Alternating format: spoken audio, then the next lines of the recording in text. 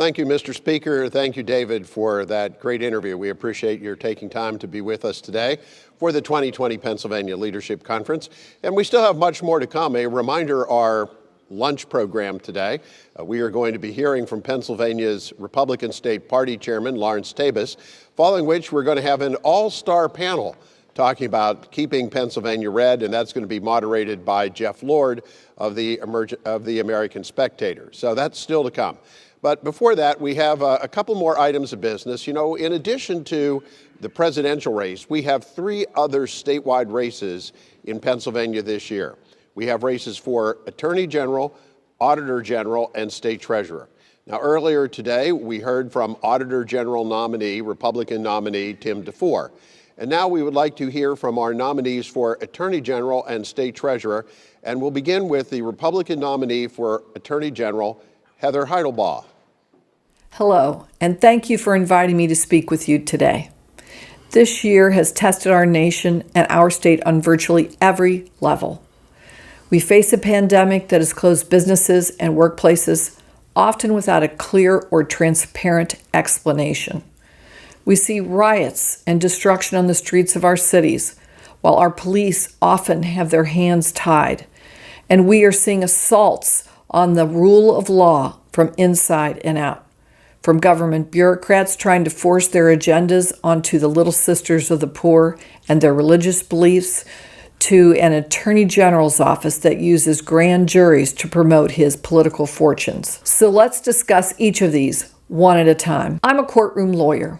I've spent thousands of hours inside courtrooms, representing clients, practicing law, and always remembering that people aren't just entitled to legal representation, they're entitled to competent, committed legal representation. In 36 years, I've practiced law in 54 of Pennsylvania's 67 counties. From federal court to state courts, my clients have ranged from presidential candidates and Fortune 50 companies to pro bono work for poor people.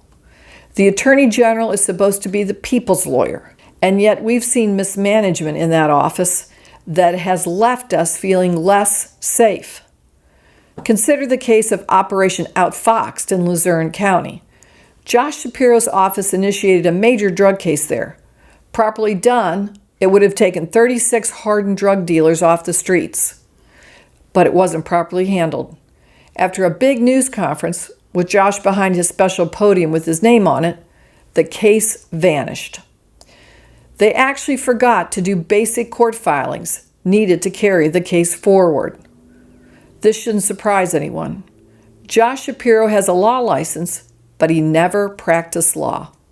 He's always been a politician with a law degree, not a lawyer who engages in public service. Because Josh Shapiro knew more about self-promotion than the law, 36 drug dealers, including members of the hyper-violent Crips gang, are back out on the streets. Likewise, Josh Shapiro used a grand jury investigation that revealed clerical sexual abuse in the Catholic Church. And he's using a victim currently of that case to promote himself politically in commercials. It's always absolutely necessary to investigate all allegations of sexual abuse. But Shapiro did it in the absolutely worst way possible.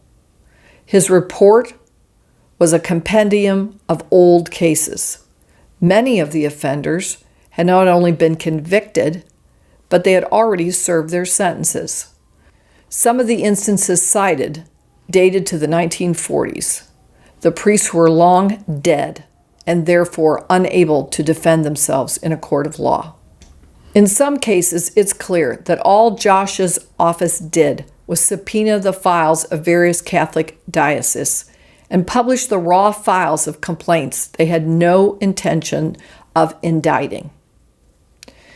This was less a prosecution than a publicity stunt. It is the job of the Attorney General to indict. And a complacent, headline-hungry press gave him a free pass on the sloppiness and the failure to indict underlying it. In short, right now we have an Attorney General who can't make a case in court, so he makes it in the media.